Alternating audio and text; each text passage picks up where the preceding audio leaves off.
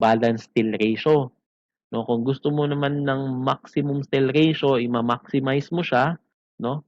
Kahit para ano yan, ma-attain mo yung masagad mo yung masagad mo yung strength dito, masagad mo yung limitation ni singly reinforced beam, no, bago siya magiging doble. So you use Romax na steel ratio.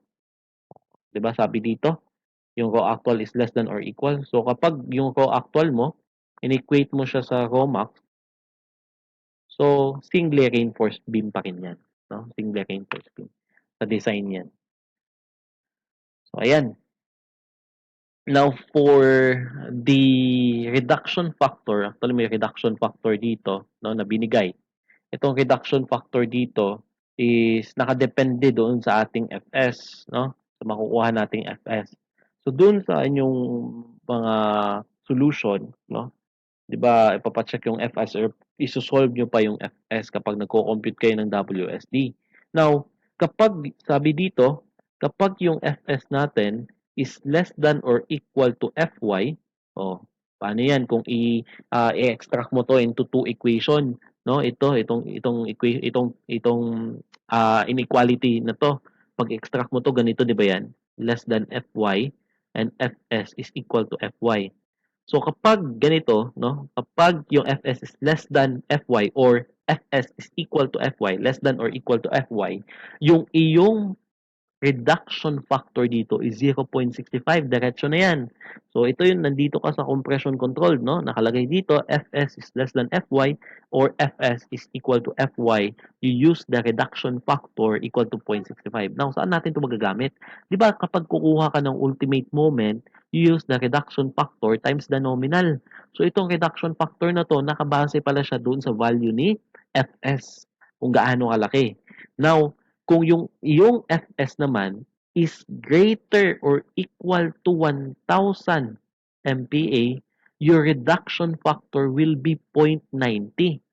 Actually, yung pagkakaiba lang ni 2001 at saka 2015 and 2010, no, na code natin sa NSEP for concrete is itong reduction factor lang at saka yung ibang mga factors, no? Doon kasi sa 2001, no, yung reduction factor dito 0.9 na diretso. Eh kay 2015 at saka kay 2010, nag-range na siya from 0.65 to 0.9. Ito, pag ganyan, 0.65, dito 0.9, dito, kung nandito ka naman sa transition zone, no, it is from 0.65 to 0.9. No, paano mo naman malalaman kung nasa transition zone ka? No? Tandaan ha, kapag compression controlled, kailangan yung Fs natin is less than or equal to Fy para matawag mong compression controlled, and ito yung gagamitin mong reduction factor. No? Kapag naman yung Fs natin is greater than 1,000, yung reduction factor natin is 0.9. Kapag yung Fs is greater than Fy but less than 1,000 MPa, so nandito yun sa transition controlled. And yung gagamitin mong reduction factor is nakabase dito sa equation ng line na to, which is given na yung reduction factor daw natin is equal to 0.65 plus 0.25 times the strain of steel, no, minus the strain of Fy over 0.005 minus the strain of Fy. So ayan, ngayon hindi ko 'to gagamitin, no? Ipapakita ko mamaya kung paano natin anong gagamitin natin na formula or solution para makuha itong reduction factor. Huwag mo na 'tong i-memorize kasi kapag kumukuha ka ng reduction factor dito sa transition zone, ang gagawin mo lang diyan is linear interpolation ka lang, no? So ganito. So let's say this is the x column and the y column. So, dito sa X column, ang gagawin mo dito, no, ilalagay mo dito yung 1,000 and then yung Fy, no, yung Fy mo na makukuha. So, ibibigay naman to sa problem yung Fy. Ngayon, kapag 1,000 yung iyong stress ng steel, so yung iyong magiging reduction factor is 0.9, di ba? So, nandito, di ba? 1,000 ito. Then dito, reduction factor is 0.9. So, dito, FY, yung FY yung stress, yung reduction factor is 0.65. So, ngayon, hahanapin mo lang yung reduction factor ng Fs. Masosolve mo kasi si Fs. Ngayon, kung masosolve mo si Fs, masosolve mo na itong reduction factor. Magli-linear interpolation. Makikita nyo mamaya paano natin i-linear interpolation yan dun sa problem natin, no? So, ayan. Siguro, alam naman ng iba dito paano mag-linear interpolation, no? Napaka-basic naman yan. So, sa math pa lang, ginagamit na yan. And sa other solution. Meron tayong tinatawag na linear interpolation and logarithmic interpolation. Ayun, marami yan sila. Now, punta tayo dito sa double reinforce. Kapag double reinforce na yung beam natin, no, yung ating raw actual, kanina kasi kapag single reinforce, kung matatandaan ninyo, kapag single reinforce yung beam, yung raw actual natin is less than or equal to raw max. Yan na lang, hindi ko na ilalagay yung raw minimum. Kapag double reinforce beam na, ano ba ibig sabihin ng double reinforce? Diba, kasolve na tayo ng mga double reinforce beam, yung merong AS prime at saka AS. May area may bakal sa compression side and may bakal sa tension side. Kapag double reinforce, yung ating raw actual is mas malaki na siya sa raw max. Ayan na, no? So, ang kailangan dito, i-doble na daw natin kapag ganyan. Kapag mas malaki na si raw actual kay raw max, kailangan doble reinforced beam na yung gagamitin natin, no? So, or i-doble na yung design natin. So, ganito. Pakikita mo si doble reinforce kapag raw is greater than raw max. Ayan. Design and analyze as doble reinforce. The formula for raw max is this one. No? Itong table na to, huwag mo na itong tignan. No, malilito ka lang. Stick ka na lang dito sa limitation niya na yung raw actual is greater than raw max. If you memorize the raw max formula, you need to memorize this. No? And then the raw actual formula. So, very basic naman yun, yung raw actual. Raw actual formula is AS over BD. Ayan. And then this is the design, no? The procedure for the design of double reinforced beam for flexure and then the analysis of double reinforced beam for flexure. Mamaya ipapakita ko yung analysis lang muna lahat, no? Sa susunod na lang yung design kasi tukulangin talaga tayo ng oras dito. So, okay. So, sige, punta muna tayo dito sa example natin, no? Uulitin ko lang yung mga actually hindi ko uulitin, no.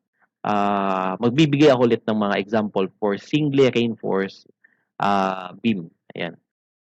And double reinforced. Actually I have prepared 3 example for single reinforced and 2 example for double reinforced. Pero hindi natin 'to mauubos ngayon. So ang gagawin natin is solve natin yung dalawang example sa single reinforced in isang example sa double reinforced, no. And konti lang, no. Kung makikita nyo or kung titignan nyo yung solution mamaya, yung difference sa analysis ng double reinforced at saka ng single reinforced is maliit lang yung nagbago, no? Konti lang yung difference sa solution. Titignan nyo lang mamaya. Tignan nyo na lang mamaya. Okay. So, dito tayo sa first example natin for USD or Ultimate Strike Design flexure on beams. So, for situation 1, which is our first example, so we have here a simply supported beam that is 5 meters long, is a rectangle that is 280 mm with a total depth of 500 mm. It is reinforced for tension only with 6 25 mm diameter bars. Use FC prime equal to 25 MPa and Fy equal to 400 MPa. Now, kung titignan mo dito, binigay na yung area ng bakal, di ba? Ang binigay na area ng bakal dito is yung para sa tension side lang. Yun pa lang, doon pa lang sa statement ng problem na it is reinforced for tension only. Meaning nito, single reinforced beam na agad to. No? Single reinforced beam na agad. So, no need to check na kapag ganyan yung sinabi ng problem, no? No, hindi mo na kailangang i-check to, diretso ka na sa single reinforced. Now, kung i-assume mo na to na double reinforced to, saan ka kukuha ng bakal at anong gagamitin mo na bakal, di ba? So hindi mo magagamit, hindi mo masosolve to using the double reinforced, no, analysis. Kasi yung bakal lang sa tension side yung given dito. Okay? So, the analysis here will be single reinforced The beam will be singly reinforced beam. Ayan. So, lapag muna natin lahat ng given.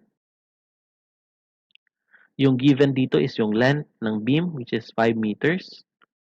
You have the base times the total depth height, no? Base times h yung ilalagay ko. Kasi yung base naman dito is 280. Ayan. By yung total depth naman na binigay dito is 500 mm. Magkaiba yung total depth at saka effective depth dito ha sa concrete. So, kapag total depth, yun yung whole na height ng ating concrete beam. Kapag effective depth, hanggang dun lang siya sa tension steel. Okay? So, binigay din yung AS dito. Sabi dito, meron tayong 6 na 25 mm. Ito na yung gagamitin natin. And then we have also FC prime, 25 MPa, and Fy equal to 400 MPa. Ayan. So the first question here is to determine the depth of the compression block. The second question is to determine the ultimate bending moment. And the third question is to determine the maximum uniform factored load that the beam can carry. So dito tayo sa letter A, which is the question or the first question, no? Sabihin ko yung letter A or number 1. So ngayon, anong hinahanap dito? Yung depth ng compression block. Di ba kanina, yung depth ng compression block, kapag ika-crack mo na yung beam natin, no, yung depth ng compression block doon, yun si A, di ba? So this is the question, the first question for this equation. This is the depth of compression block. So ayan, so tago ko muna itong problem natin. Now, kung titingnan niyo yung problem, no, kung titingnan niyo yung problem, given yung bakal, no? Kapag given yung bakal, analysis to diretso, no? So magiging analysis ito. Kasi given yung bakal eh. So kapag analysis, yung pa kanina na derivation, yung pinakita ko, yung C equals to T, yun yung gagawin natin. So ganito parati kapag analysis ha. Kapag analysis, masasabi mong analysis kasi given yung AS or area ng bakal, no? Ngayon dito sa baba, andito si AS and ito yung total depth. Ilan ba yung total depth dito? 500 mm. And dito naman yung width ng beam, 280 mm. Now, we need to get here the effective depth. Kung maalala nyo doon sa WST, kinukuha parati natin itong effective depth D. And for here, this is equal to 500 minus concrete cover na 40 minus kalahati ng bakal na nandito. So, that is 12.5. No? Ito yung magiging formula natin. So, I think this is equal to what? What will be the value? Can you give me the value for the effective depth D? 16 mm. Wala. Walang nagkakalcue. So you have 447.5 mm, no? So this is the effective depth D. Now, next thing to do is to crack the beam, no? Pag ika-crack na natin yung beam natin, you assume a horizontal line somewhere in between the cross-section. And then, gawa ka lang ng concrete dito sa taas. Part lang ng concrete, no? Hindi yung whole, ha? Part lang yan. Ngayon, yung depth nito, si A. Yung depth naman from neutral axis to the extreme compression fiber, is si C. Okay, ngayon, may iwan dito sa baba is yung AS. Ayan. So, and then ito is the effective depth, T. This is the neutral axis. Yung gitna nito, yung CG, is A over 2 from the top, no? This is equal to 280 mm. Ayan. Now dito, the center of gravity ng ating rectangular block, no? Rectangular compressive block, dito nag-act yung compressive force, yung capital letter C na yan, compressive force. Dito naman sa baba, yung tensile force, T. Now, the distance between the compressive force and the tensile force is D minus A over 2. No? Itong D na to, maminusan mo lang ng A over 2. Yun na yung magiging uh, ano to, uh, distance between ng dalawang ano yan, dalawang forces na meron tayo. Okay? So, okay na yan. Now, yung A yung target natin dito, no? So, we need to, kapag A yung hinahanap and analysis yung ating problem, so you need to, ito talaga yung mauna, you sum up forces horizontal, say rightward force is positive. So, you have T minus C, babase ka dito, dalawang forces lang yan, equal to 0. So, you have T is equals to C. Ayan. And then, for T, yung T natin, that is AS, FS. Diba? And then, yung C naman natin, that is 0.85 FC prime AB. So, therefore, equating these two, you have AS, FS equal to 0.85 FC prime AB. Now, ang magandang assumption dito, no, is kasi i-check, hindi pa natin kasi alam kung mag-yield yung bakal natin o hindi, no? At first, hindi pa talaga natin yan alam, no? Unless na sinabi ni problem na nag-yield na yan. So, diretso na nating FY. Ang gagawin natin dito, mag-assume muna tayo. Ganito talaga yung ginagawa. Nag-a-assume tayo dito, no, na nag-yield yung bakal. Assumption natin, tension, since tension bars lang yung meron tayo, tension, steel, yield. So, ayan. Kung nag-yield yung bakal natin, therefore, yung Fs natin, i-equate natin yan kay Fy. Ayan. So, bale, ito is magiging As Fy equal to 0.85 Fc prime AB. Ito na ngayon. Okay? So, substitute the given. You have As equal to pi over 4 times 28 yata. No? 28 ba yung diameter? 25 lang. 6 na 25 mm. 25 squared times 5. Ayan, nakalagay dito. 625 mm diameter. So, 6 pala. 6 na 25 mm diameter. Yung Fy na binigay sa problem is 400 MPa. Ayan, nakalagay. 400 MPa equal to 0.85. Fc prime is 25. A is unknown and B is 280. Ayan. So, now, ano yung magiging value ni A dito? Can you give me a value with 3 decimal point? Naka 3 decimal lang siya.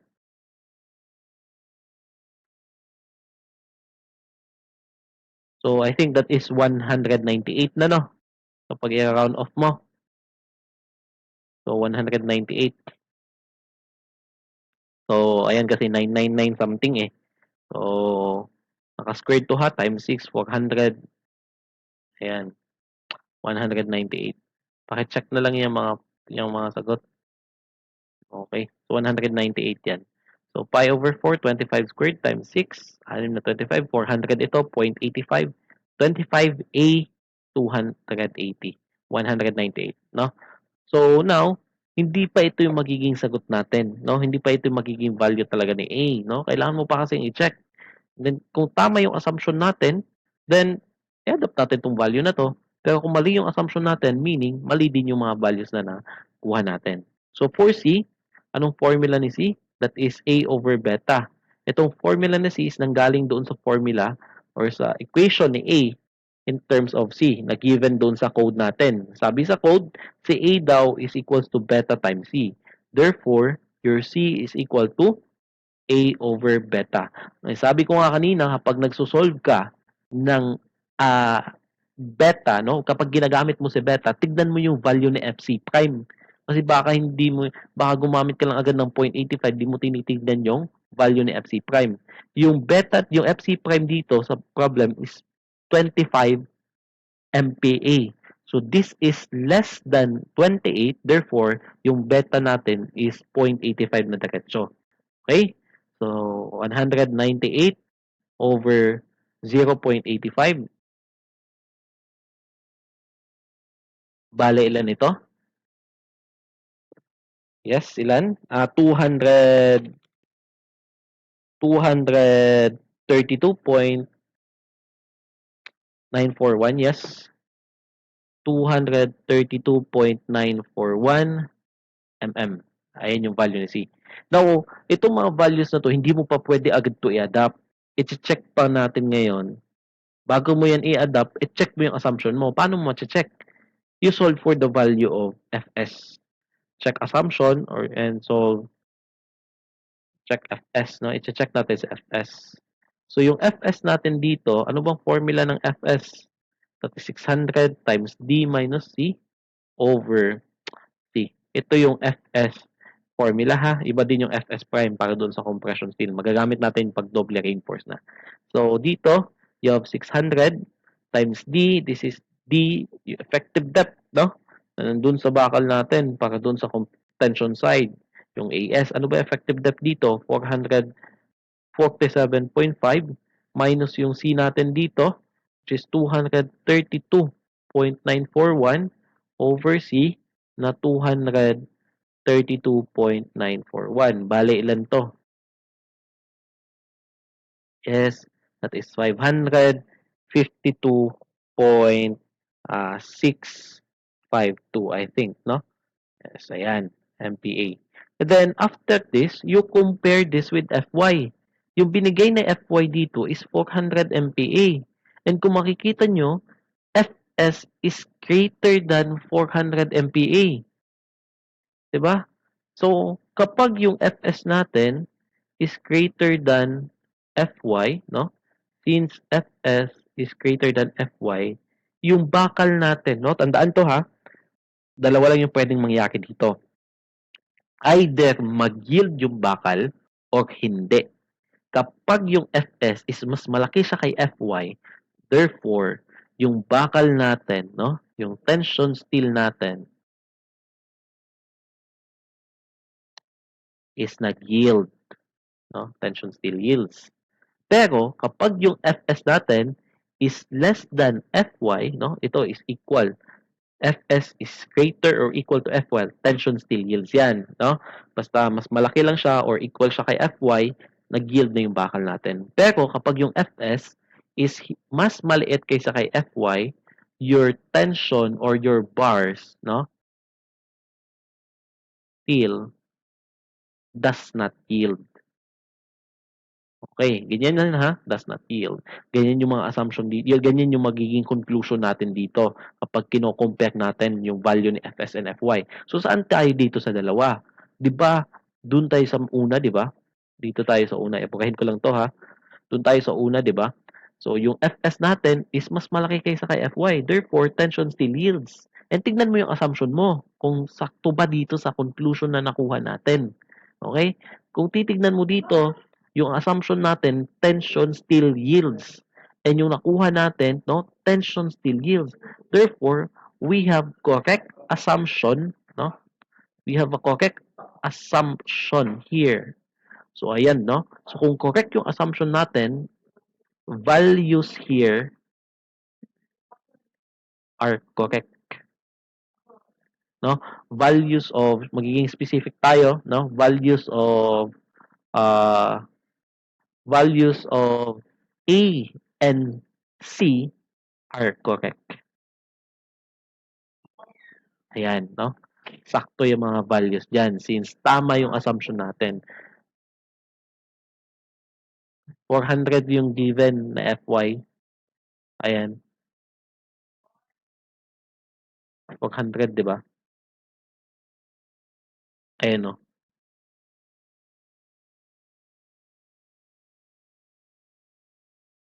400 yan. Okay, proceed tayo. So, since values are correct here, pwede na nating i-adapt yung A and C. And since yung tanong dito is yung depth ng compression block CA, so therefore, our answer for number 1 question, for the first question in this equation is 198. Yan na yung magiging sagot natin. Okay? So, next question. Ano ba yung sunod na tanong dito? Yung ultimate bending moment. So, paano ba natin hahanapin yung ultimate bending moment? For say this is letter B, no? Ang hinahanap sa letter B is yung MU. This is the ultimate bending moment, di ba? Yung MU. Ultimate bending moment.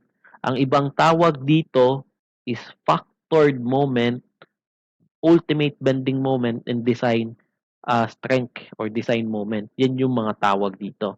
Okay? So, yung M yung hinahanap dito. Ano bang equation natin or formula natin for MU?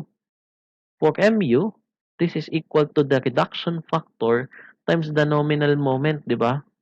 So, kailangan mo si reduction factor at saka si nominal moment. Ngayon, si reduction factor is nakabase doon sa Fs natin. Sige, lapag natin dito yung Fs natin. Ito ba yung nakuha nating Fs? 552.652 MPa. Ayan. So, dito nakabase yung reduction factor natin. So, siguro mas magandang gawin dito, isolve muna natin yung reduction factor, no? Bago tayo mag-solve ng nominal. So, for reduction factor,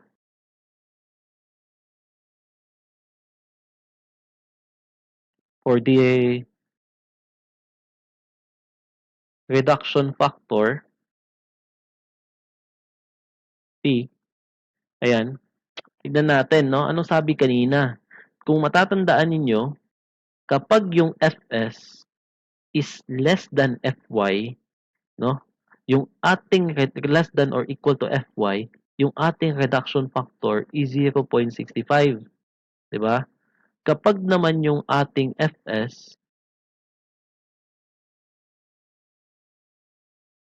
okay, yung Fs natin, wait lang na to.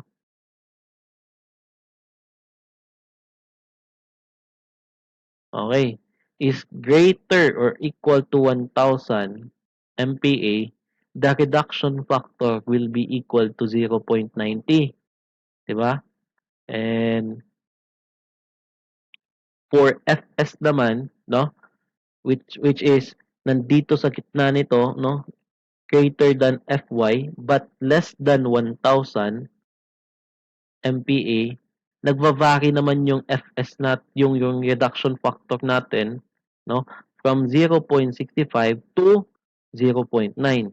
And makikita nyo dito, saan ba nabebelong dito yung ating Fs? Less than ba siya? Greater ba siya? Or nasa gitna ba siya ni Fy at saka ni 1,000? Makikita nyo dito, yung ating Fs is 552.625 MPa. And this is greater than Fy but less than 1,000. So yung ating value for reduction factor dito is in between 0.65 to 0.9, no? So kailangan nating mag-linear interpolation dito bago natin ma-solve yung ating reduction factor. So ganito yung gagawin. So you have 1,000, no? Mas maganda ilapag natin muna, no? And Fy which is equal to 400. And we have also the reduction factor at this side, 0.90 and 0.65. Lalagay ko dito, insert ko dito yung Fs, no? And dito naman yung reduction factor, which is yung unknown. Okay? So ngayon, pag magli-linear interpolation ka, ganito, di ba yan? 1,000 minus yung Fs, which is 552.652. Ayan. Yung ano nito, yung difference nito over yung difference nito, no? Yung difference ng first two and yung difference ng last two numbers dito sa column na to. So you have 552.625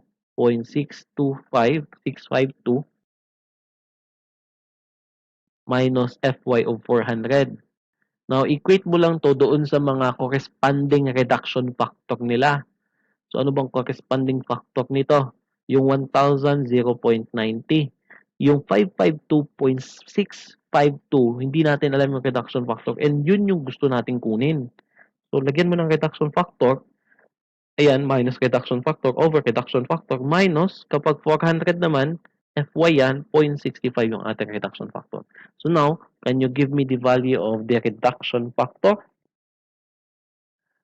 Ilan kaya yung magiging reduction factor natin dito?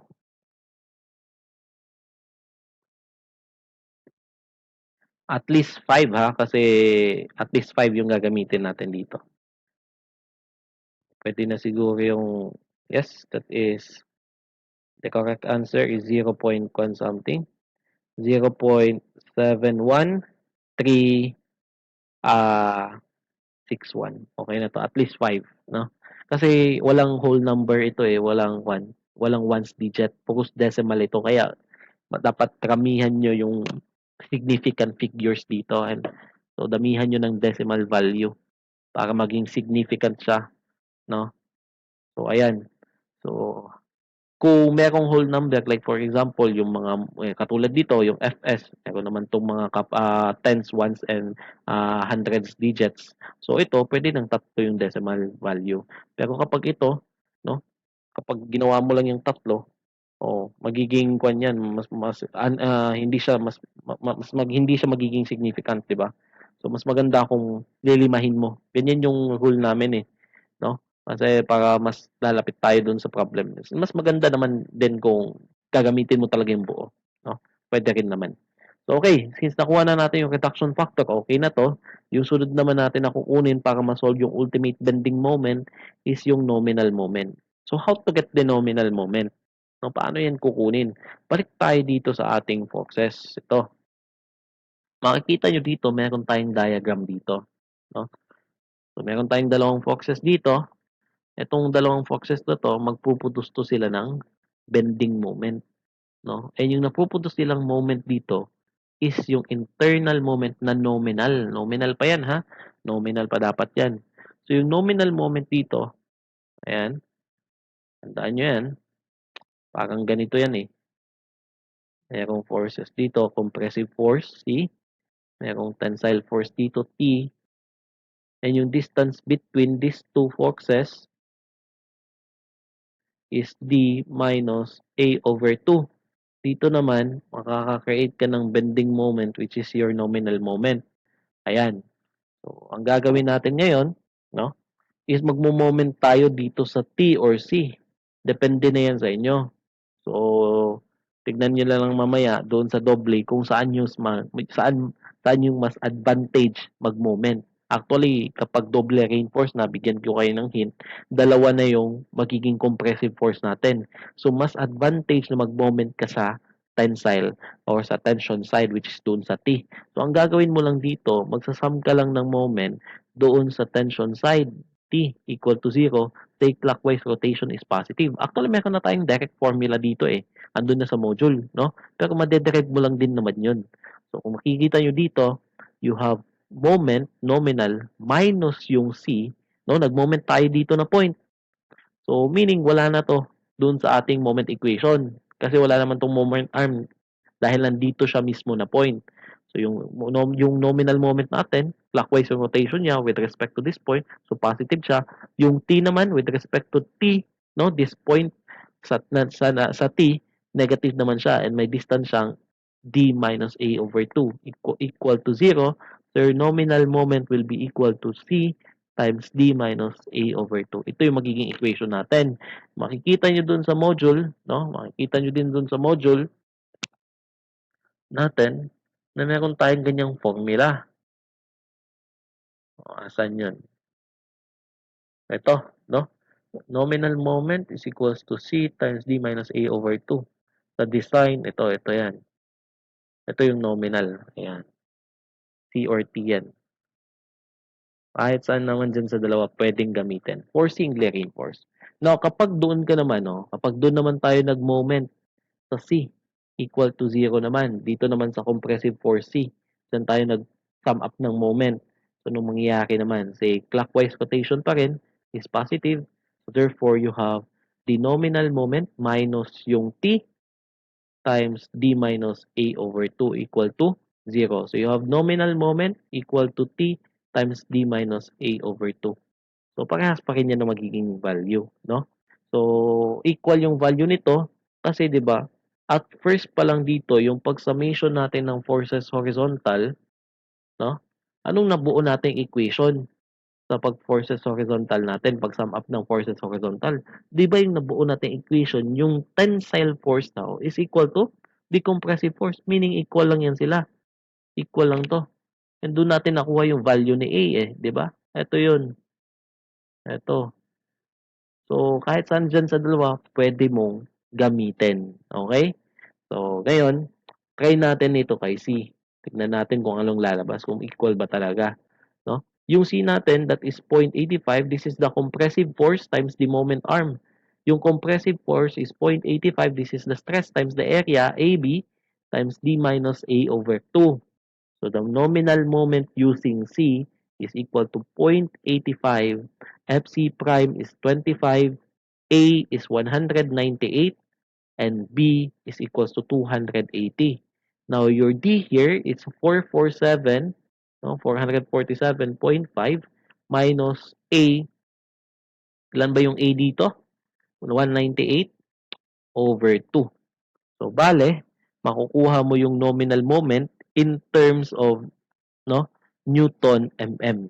Ayan, 'di ba kapag design, dapat yung ini-input natin ng mga values dito is may unit na MPa, Newton, mm, ganun, no? Kasi kapag naka-kilonewton yan or naka-meter yan, hindi mo makukuha yung exact na sagot dito. No, mahihirapan ka. And then dapat naka-MPa, Newton, mm. Yan yung rule kapag gumagamit ka ng mga formulas dito sa design. So, ano bang lalabas dito? Medyo malaki pa 'to, eh, 'no?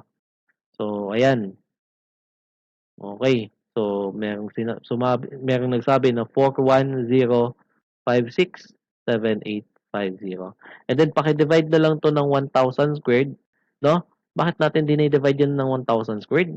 Para makuha natin yung ating moment na naka-kilonewton meter na, 'di ba?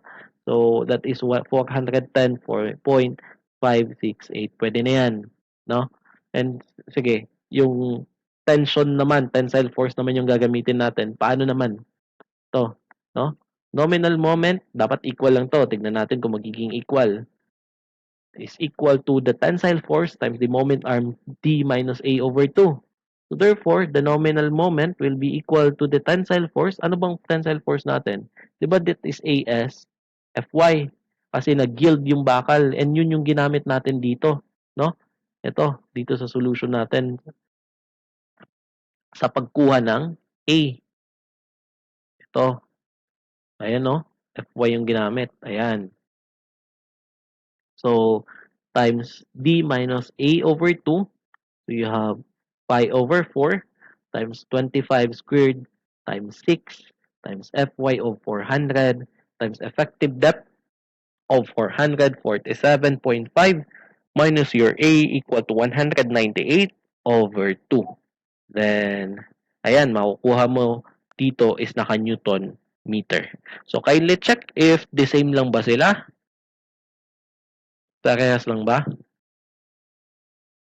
Dapat lang parehas lang yan. Kasi equal naman yung ating tensile force at saka compressive force. Kaya nga nakaka-create sila ng couple dito. No? They are equal to each other. So, ayan.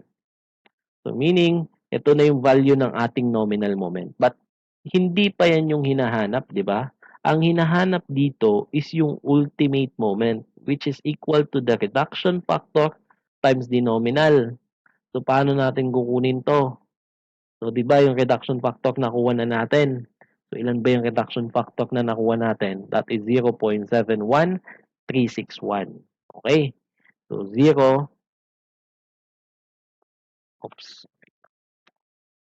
0.71361. Yan yung reduction factor times the nominal of 410.568. No? So, ilan ngayon yung magiging ultimate bending moment natin?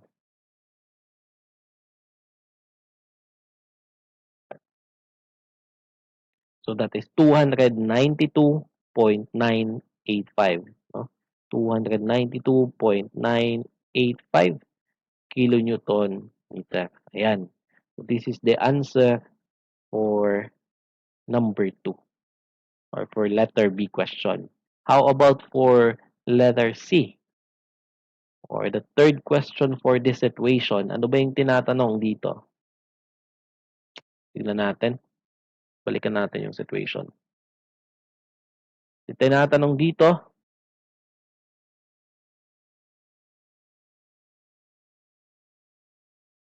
baka mali lang yung pagka-input mo kasi ito. Paki-check lang.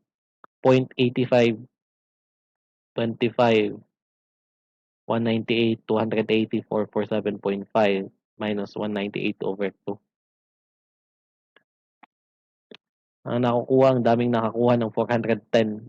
No? So meaning, tama yung sagot na yan.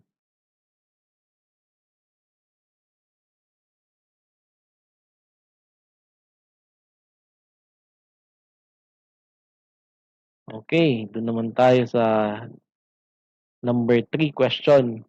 Yes, De Vera?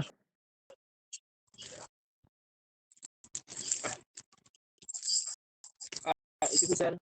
Yes. Kung sa pagkuha sa reductor P, sir, tama itong Fs minus Fy tapos 1,000 minus S? Asan ito? Opo. Yes, Opo, tama yan. Anong 1,000 minus 500? Tama yan. Okay, ano mo ko sir? Sa uban mo sir, ano 1 Fs minus Fy tapos 1,000 minus Fy? Parehas lang yan. At basta consistent ka lang. Binaliktad mo lang yung formula eh. Fs minus Fy. So meaning ito yung nasa taas. Itong nasa baba, yun yung nasa taas. And then yung nasa taas, yung nasa baba. So baliktarin mo lang yan. Linear interpolation pa rin yung tawag dyan. No? Kahit saan dyan, parehas lang yung lalabas. Pwede ka nga rin mag-mode 3-2 dito sa calculator to get the value of the reduction factor. Sige, try nyo mag-calculator. Sundan nyo ha. Ano yung calculator ninyo? Yung Casio? Casio ba yung calculator ninyo? Okay. Sundan nyo ha. So, para makuha yung reduction factor. Para mabilisan. Punta kayo sa mode 3-2. No? Makikita nyo yung X at saka Y dyan. Okay? Nakikita nyo ba o hindi? Nakikita nyo? Okay, nakikita nyo ha. Oh. Ngayon, ang ilalagay mo dito is 1,000 and dito yung Fy, no? 400. Dito naman 0.90 and dito 0.65. O input niyo lang.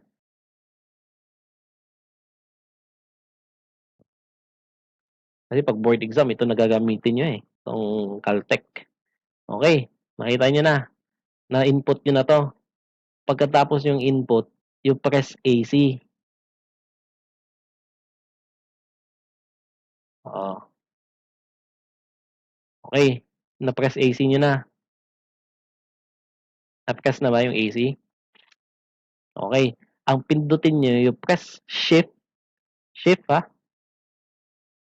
1, 5. Nakikita niyo yung parang ganito, Y hat dyan. Okay? Nakikita nyo, pag shift 1, 5 ninyo, nakikita nyo yung Y hat. O, palabasin nyo yung Y hat. Press nyo yung 5. Makikita nyo yung ganito sa screen nyo, Y hat. And ilagay mo dito yung 5, 5. Ilan ba yung FS natin? 552, 552.652. Sa unahan ni Y hat, lagyan mo ng value ng FS. Oh, ano bang lumalabas? So, pag linear interpolation, pwede nyo gamitin si mode 3-2. Actually, sa soil, ang daming pati sa ibang kwan, no? Topic, magagamit nyo to. Same lang, di ba? Same lang yung lumalabas, no? 0.713605. Now, you don't, hindi dapat, yung iba kasi sa inyo, you memorize the formula, no? Dapat, ang i-memorize nyo yung concept, no? I-absorb nyo yung concept, paano yun gamitin yung linear interpolation. Actually, marami yan eh. Logarithmic interpolation, no? You absorb the concept and then you apply it. So, kahit magbaliktad-baliktad pa yung formula, no? Okay lang yan. Tsaka baliktakin yung problem. So, basta naintindihan nyo yung concept. Okay? So, yun, just not memorize the formula na ganun, no? Sa FS ito, ganyan. So, kahit magkakabaliktad yan, okay lang. Ang importante sa linear interpolation is dapat consistent ka, no? Consistent yung nilalagay mo. Kunwari, dito, nilagay ko si 1,000. Ano yung corresponding value o reduction factor ni 1,000? 0.9. Pero kapag ito, nabaliktad-baliktad mo to dito, mali na yung makukuha mo, no? So, 1,000, 0.9 yan. Itong 552.652, ito yung kinukunan natin ng reduction factor, kaya nilagay ko yan dito. Corresponding value nila, 400.65. Ganyan lang yan. Okay? So, I hope clear yon, no? Yung mga nakikita nyo na ibang solution, okay lang yon. Pero dapat intindihin nyo yun kapag nakakita kayo ng mga ibang solution. Okay na ba? Okay na yon? Okay, yan, no? So, you have different methods. Okay? Pero parehas pa rin yung lalabas.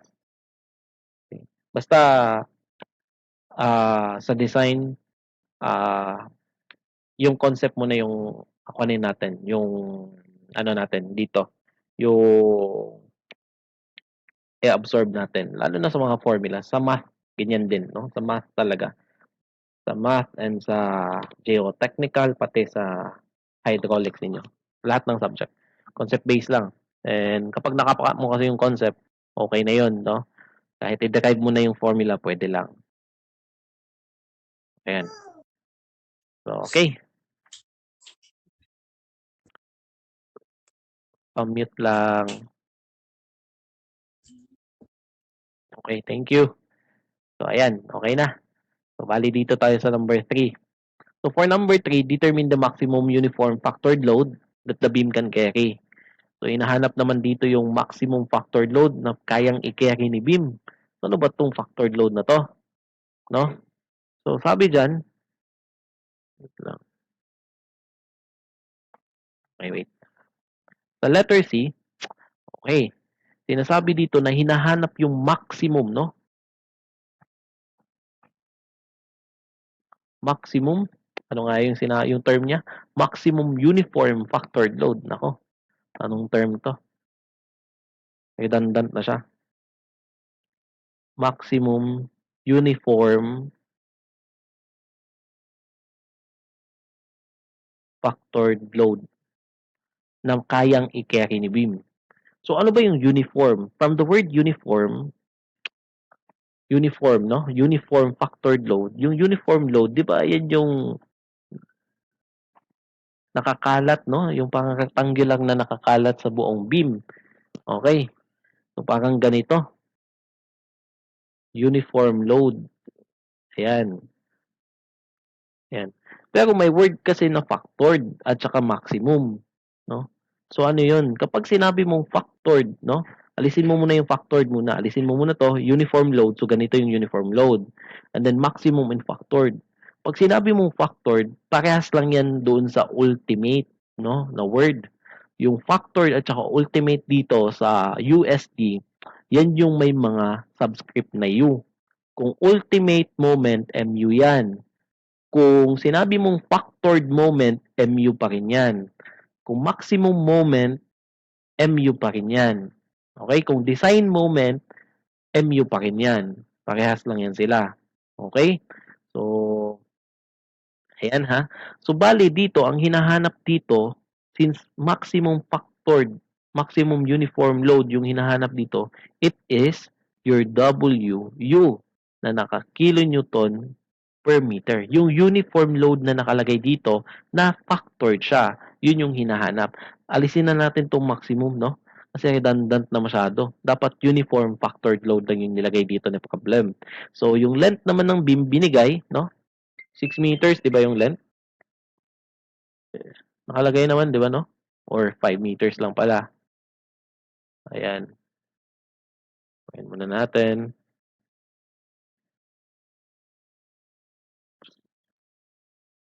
Bukayin ko muna. 5 meters lang to. Yung length is 5 meters. So, kung 5 meters to, tapos simply supported yung sinabi, okay? Simply supported beam that is 5 meters long. Ayan, so napakadali lang nitong i-solve, no? Ngayon, ang mangyayari dito ganito. 'Di ba nakakuha tayo ng maximum or ultimate bending moment, no? Ultimate bending moment nakuha natin doon sa letter B. Yung ultimate bending moment na yon, yun yung pinakamalaking moment na mapuproduce sa beam na to, mapuproduce ng beam na to with respect to WU. So 'di ba kapag may simply supported ka and then may uniform load ka, ganito 'di ba yung itsura ng moment diagram? And saan ba nag-o-occur yung maximum moment dito kapag may simply supported uniform load loaded to go out its span? 'Di ba yung maximum bending moment is nandito sa midspan. So therefore, yung nakuha nating ultimate moment, no, ilalagay natin dito which is 292.985. Tama ba 'yon? Ilan ba? Sakto ba 'yon? Yung 292. Yes. Ayan, no? Sakto. Okay. So, ayan. So, nandito yan sa midspan. Ngayon, ang gagawin mo dito, merong shortcut formula pero ituturo ko mamaya, no? Ngayon, ang gagawin ko muna dito, kukunin ko muna yung reaction ng mga support natin. Let's say this is A and B. 'Di ba since this is a uniform beam or uniform load and kung makikita, kung titignan mo yung beam, symmetrical, 'di ba? So therefore, yung left and right support natin equal lang. Okay? So yung reaction dito sa A will be equal dito sa reaction sa B, no? So ngayon, paano mo ba makukuha yung reaction sa A? Kunwari yung A yung gusto kong kunin. So 'di ba, kunin mo lang yung total load WU times 5. This is the total load. Hahatiin lang nilang dalawa. Ganun, 'di ba? No? So ayan, pwede ka ding mag-moment dito sa B. Pero since symmetrical sila, hatiin na lang nila yung load. Ganun na lang, 'di ba? So bali dito, yung RA pala natin is equal to 2.5 WU. Ito yung reaction sa A. And then since yung moment natin dito is mag-o-occur sa midspan, ganito yung gagawin natin.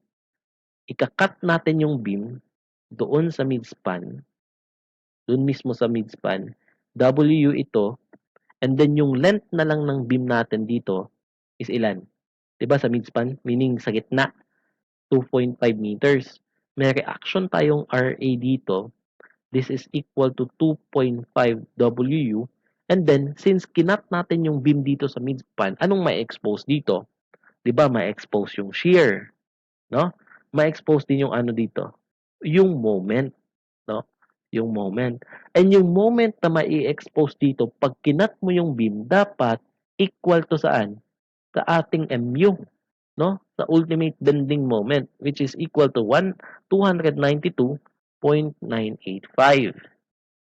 Ayan, dapat equal siya dyan, no?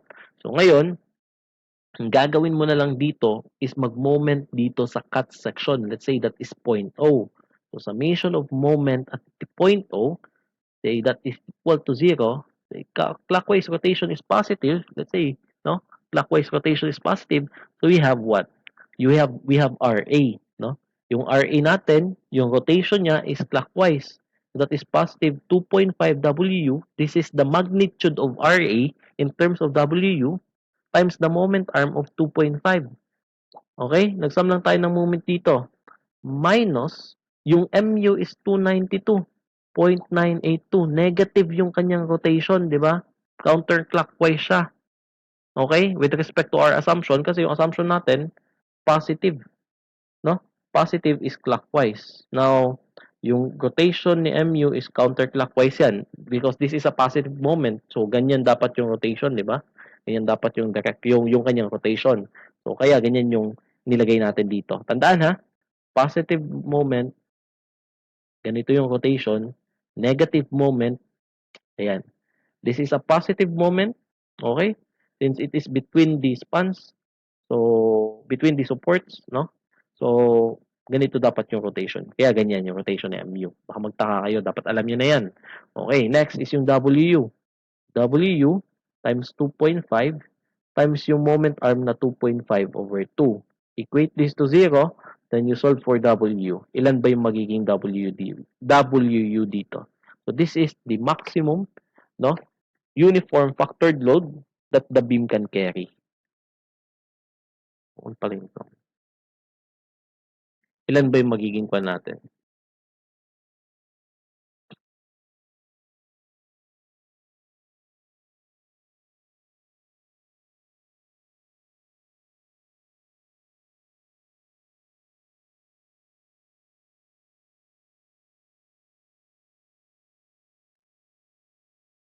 Paki-solve ng WU.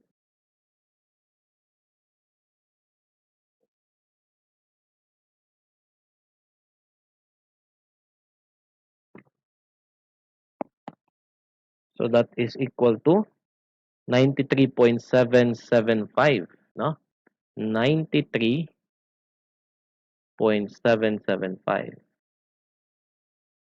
Yan yung WU. Now, di ba kung matatandaan ninyo, doon sa WSD natin, okay, nag-solve tayo ng fixed ended beam. And sinabi ko doon na yung moment dito, sa gitna, sa WS dito ha, is WL squared over 24. And dito naman, negative W L squared over 12, no? Same with this one. Basta sa fixed or sa support, negative. Ayan. So ngayon dito, meron din ganyan mga shortcut, no? Considering that we have uniform load. So yung shortcut dito, ayan. Of course, the moment at this support, 0. No, wala namang moment dyan. Makikita nyo sa share and moment diagram. Sa moment diagram, walang moment dyan. Dito naman, sa midspan, yung moment dito is WL squared over 8. So therefore, if ultimate yung moment mo, ultimate din dapat yung load. So over 8, so you have 292.985. This is just a shortcut. W times 5 squared over 8. So you can solve W using this formula. Okay, no? Parehas pa rin. Okay. Dapat lang parehas kasi formula yan na na-derive, no? Galing dito.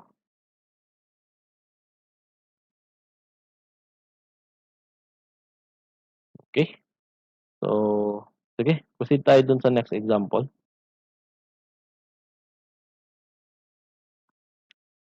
Sa last part na lang ng class natin yung mga questions ha.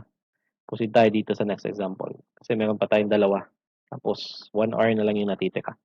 So, next situation. A rectangular beam, 6 meters in length, is reinforced for tension only. B is equal to 300 mm, and this is the effective depth, no? Yung D is 490 mm. The tension steel provided is 4,500 square mm, FC prime is 21 MPa, and Fy equal to 415 MPa. So dito, binigay niya na dito yung area ng bakal. At anong area ng bakal yung binigay niya? Yung sa tension side lang, di ba? So therefore, this is a singly reinforced beam na agad, no? So hindi mo na kailangan i-check yung AS at saka yung raw, no? Hindi mo na kailangan i-check yung raw at saka yung raw max. Kasi binigay na agad na sa tension side lang merong bakal. Okay? The first question here is to determine the distance from the neutral axis to the extreme compression fiber. Next, determine the compressive force carried by the concrete. And the last one is to determine the design moment of the beam. So yung first na tinatanong dito, yung distance from neutral axis to the outermost or extreme compression fiber, that is letter C. No, yung maliit na letter C. Yun yung distance. Dito naman, yung force naman na C, capital letter C. And dito naman, yung MU. Ayan. No? So, yan yung mga tinatanong. So, sige, proceed tayo. So, yung sagot natin sa huling tanong ha, dito sa previous problem natin is 93.775. This is the answer for the maximum uniform factored load that the beam can carry. Okay? Base yan doon sa kanyang maximum moment na 292.985. So, for situation 2 or second example, so, sulat muna natin yung mga given. Ha? Ano bang mga given natin dito? So first is the length of the beam. We have L equal to 6 meters. We have the, sabi dito, reinforced for tension only. And we have the base, no? Given yung base of 300 mm and H or D equal to 490 mm. Now, sa mga problem na makikita nyo sa libro, hindi to nakaganito, no? Dito nakalatag ng nakaganito. Dapat isulat nyo yan ng ganito. B times D. Kanina B times H kasi total depth yung binigay. Ngayon naman B times D, which is equal to 300 by 490. We have also AS, no, equal to 4,500 square meter, square mm. Ang swerte natin dito kasi hindi na natin kailangan i-solve pa yung area ng tension steel. Binigay na agad yung AS, no? So, hindi lang natin alam kung ilang bakal yung ginamit niya at ano yung diameter ng bakal na ginamit niya kasi hindi naman binigay. So, hindi naman din natin yun concern kasi yung mga tanong dito is hindi related doon sa diameter ng bakal and ilang bakal yung ginamit, no? Number of bars. Hindi naman related yung tanong. Okay? So, you have also FC prime given equal to 21 MPa and Fy equal to 415 MPa. So, first thing to do here is to determine whether this is a design or an analysis, no? So, since given yung bakal dito, no? From AS pa lang, analysis na agad to. So, mauuna ka doon sa summation of forces horizontal, no? So, i-crack ko na lang agad yung beam. Diretso ko nang i-crack yan. Ito yung neutral axis. Ito yung AS. No? Ito yung depth ni compression block. Neutral axis naman papunta dito sa top ng compressive fiber is CC. Tapos ito naman is effective depth D. Ayan. Dito yung centroid, yung distance papunta sa taas, no? Is A over 2. Dito nag-a-act yung compressive force. And dito naman nag-a-act yung tensile force. Now, the distance between these two is D minus A over 2. Ayan. So, vale, saan nga tayo nagsisimula dito? Nagsisimula tayo sa pag-sum up ng forces horizontal. Ayan. So, you have summation of forces horizontal equal to 0. Say, rightward force is positive. So, we have tension, no? Tensile force minus the compressive force equal to 0. So, you have T equal to C. Ano bang formula ng tensile force? AS Fs equal to 0.85 Fc prime AB. Now, we need to have an assumption here para ma-solve ito. So, we will assume, no, steel yields. Kasi nasi-simplify kasi yung solution kapag meron tayong assumption. So, lagay ko lang di assume tension steel yields. So, kapag inassume natin na tension steel yields, nag-yield yung bakal, therefore, our Fs here, no, Fs will be equal to Fy. Ayan. So, we have AS Fy, katulad lang din ng kanina, 0.85 Fc prime AB. Now, sa substitute na lang natin yung mga values. We have 4,500. Yung AS, given na agad, di ba? Hindi na natin kailangan ilapag pa kung ilang bakal at saka anong diameter. Gamitin nyo na diretso yung AS. And then, we have Fy equal to 415 yung binigay. 0.85 yung Fc prime dito. 21. We have A is unknown and B, ano ba yung B natin? 300 mm, no? 300 mm or 300. Now, ilan ba yung magiging value ng ating A dito? Meron na yatang nag-chat ng value ng A. Ilan? That is 348. Okay? 348.739. Okay? Sakto naman siguro yan. 348.739 mm. And now, we will solve for, ano to? Anong susunod natin i-solve? Yung C. No? Yung C. So, for C, we have what? Ano yung C? Formula for C, that is A over beta. Na kapag gagamit ka ng value ng beta, kailangan mong parating tignan kung ano yung ating FC prime. So, this is 21. FC prime is equal to 21. This is less than 28 MPa. Therefore, safe ka lang na gumamit ng 0.85, di ba? Kasi kapag lumagpas na ng 28 MPa yung ating FC prime, dun ka lang gagamit ng equation ng beta na yung medyo mahaba. Okay. So, we have 348.739 over 0.85. So, what will be the value of our C? We have 410.281. No? 281. 410.281 mm. Okay na to? No? Okay na. Na 0.001 lang naman yung difference. Okay. Kahit saan dyan sa dalawa, pwede na yan. So, I will adapt this and then I'll check for FS muna. No, hindi ko muna to isasagot, di ba? Yung first question dito, tandaan, no? For letter A, ang unang tanong dito, letter A, is CC.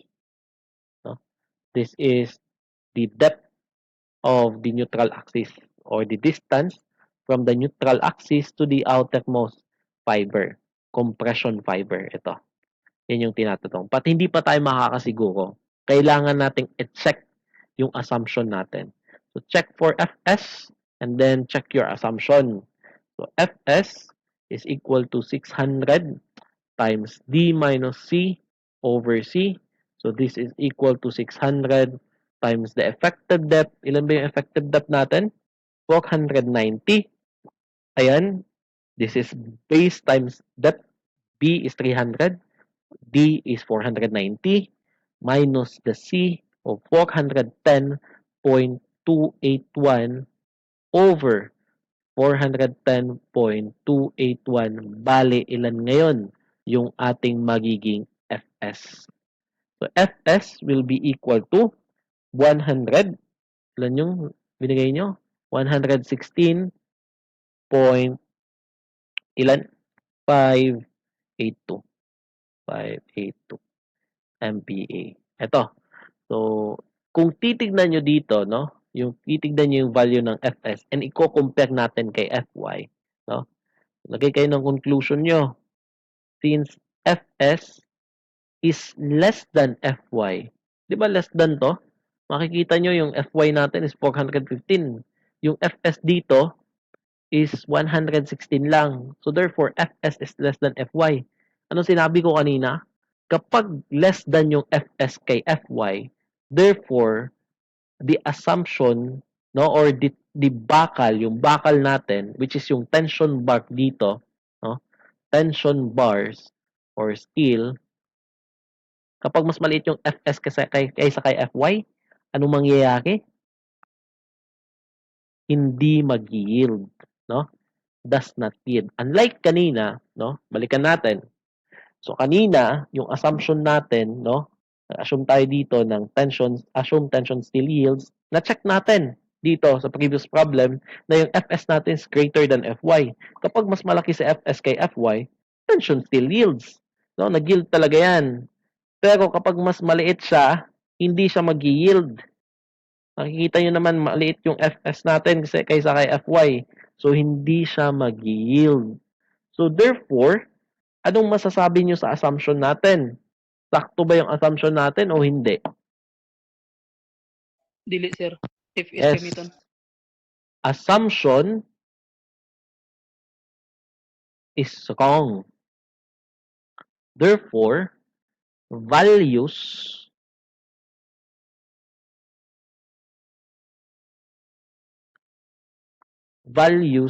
of A and C are incorrect. or wrong, no? Mali yung mga value niyan. Okay? Kasi mali nga yung assumption natin. Baka ang sabi nyo, sir, pwede lang gamitin yung A and C. So, hindi pwede.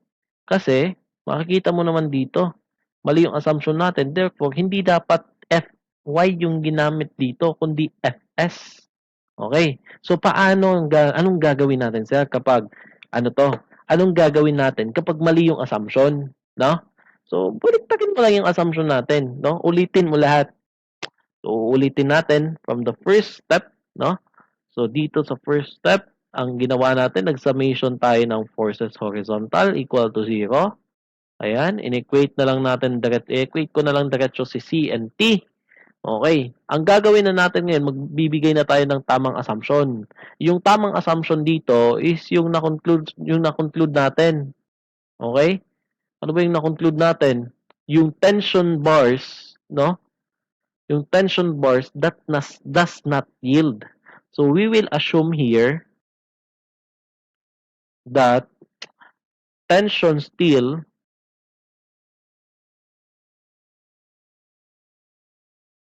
does not yield.